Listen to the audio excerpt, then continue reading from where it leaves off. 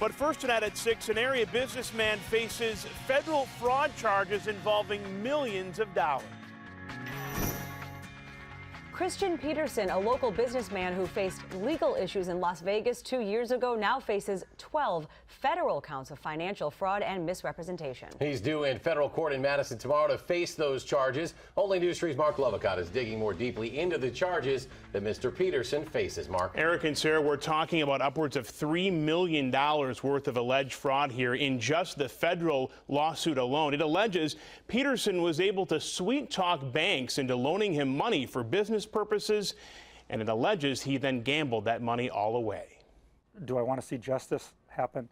Absolutely, because I keep seeing them slide off. Area real estate developer Jim Spar says this man, Chris Peterson, has nearly ruined his life financially. It's why he went to the FBI when money started disappearing from a joint business venture he had with Peterson.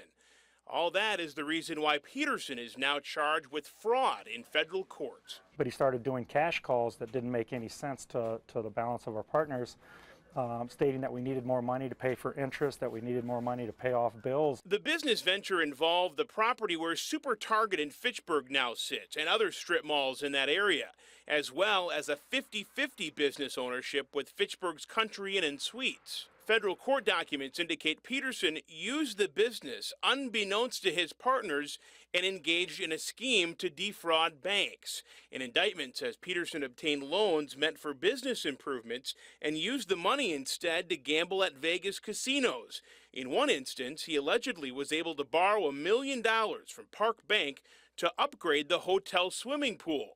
But the feds say Peterson had no plans for such work. I think the indictment speaks to it very clearly. A lot of the funds that we borrowed in good faith and that the banks loaned to us in good faith to complete improvements out there, now in hindsight we know that a lot of those funds went directly out to Vegas to pay off past gambling debts or to secure future gambling favors.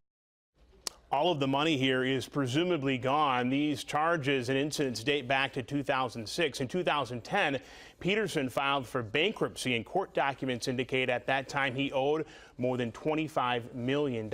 Spar says it's not only affected him, obviously, but he says taxpayers as well, because a lot of that money was insured by the federal government. By the way, Peterson's attorney denied our request for comment today. Sarah. Okay, so we know Peterson will be in court tomorrow for that arraignment, but what about all the charges from 2010 from Las Vegas? Yeah, he had 8 felony charges in total here related to not paying back $3.75 million in gambling debt back then. The court proceedings were delayed many times, but this past June it was finally settled. Peterson was placed on 5 years probation. All right, Marc Lovicott reporting that. Mark, thanks a lot. Sure.